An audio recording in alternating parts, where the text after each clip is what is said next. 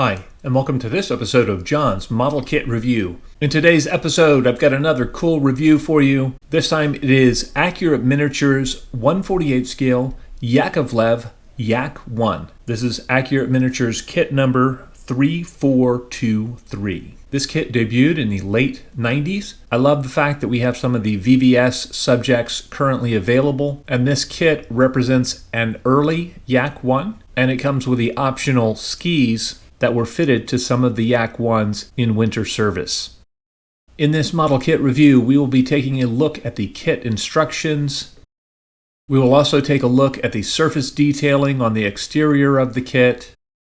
We will take a look at the detail on the interior of the kit, as well as the kit transparencies and any aftermarket additions that I added to the kit. We'll also take a look at the fit of the major kit parts. We will look at the color and marking guide that is included with the kit, and I'll talk about some of the problem areas to watch out for with this kit. And there are a few, so you want to stay tuned for that. Right off the bat, you'll notice that I did not use the skis on this kit. I did that intentionally. There are pictures of Yak-1s in winter service with both skis and with the wheeled landing gear, and I chose to use the wheeled landing gear for this one. I also deviated a little bit from the instructions on the color scheme on this kit, and I'll go into that later in the review. Looking at the kit instructions, step 1 is the cockpit assembly. If you take your time here and do some nice detail painting and follow the directions, you'll really come up with a nice interior on this kit. The detail is really exceptional. The instructions have good pictures, and they also have very good verbal instructions that go with them. Looking at the cockpit interior, you can see the really nice instrument panel here and the gun sight.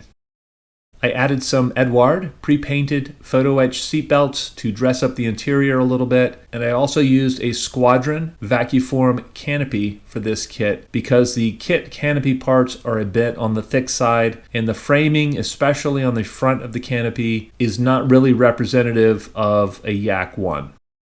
Moving on to step 2, we are closing up the fuselage. We're adding the outlet flaps for the oil cooler and the radiator, as well as the oil cooler front and prop shaft. An area where I had some fit issues on this step was the join line between the upper fuselage, which is part C42, and the fuselage halves.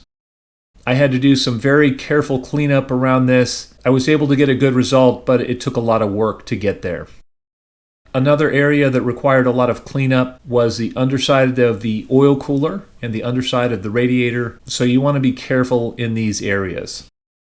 Step 3 has you attaching the tailplanes to the fuselage and installing the interior into the fuselage. This went well with no issues. In step 4, we are attaching the wings to the fuselage. There are holes in the lower wing that can be opened for the ordnance. I opened those up on mine because I was planning on using the fuel tanks and rockets on my build. If you follow the directions here, you really won't have any issues with this step. Step 5 has you attaching the skis and the underwing fuel tanks and rockets. As I stated earlier, I went with the wheeled landing gear. That really looks nice when assembled, but it is tricky because there is no positive alignment for the landing gear. You know you have the landing gear properly aligned when you look at it directly from the side, and the outer gear doors and the inner gear doors are lined up perfectly on their back surfaces, as shown in this picture.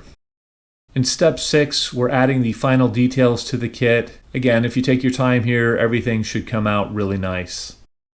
I took my time and drilled out the exhaust on this kit, but these parts are very small.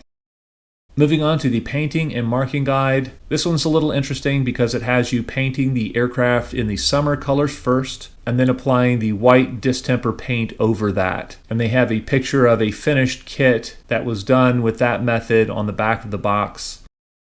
Interestingly, the box art plane is shown in overall white. It is not blue on the underside.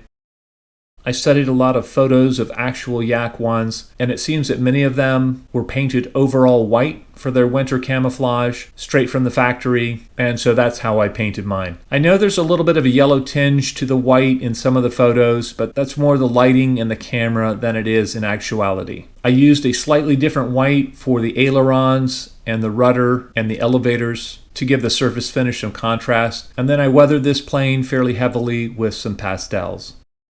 Overall, I really like the look of this kit, and I think it turned out very, very nicely. These kits can easily be found at dealers' tables, at swap meets, on eBay, and other online sources. Their prices are really attractive. It's an inexpensive kit. This is not a parts-heavy kit, and if you pay special attention to the problem areas I highlighted in this review, you really should be able to achieve a very nice result with this kit.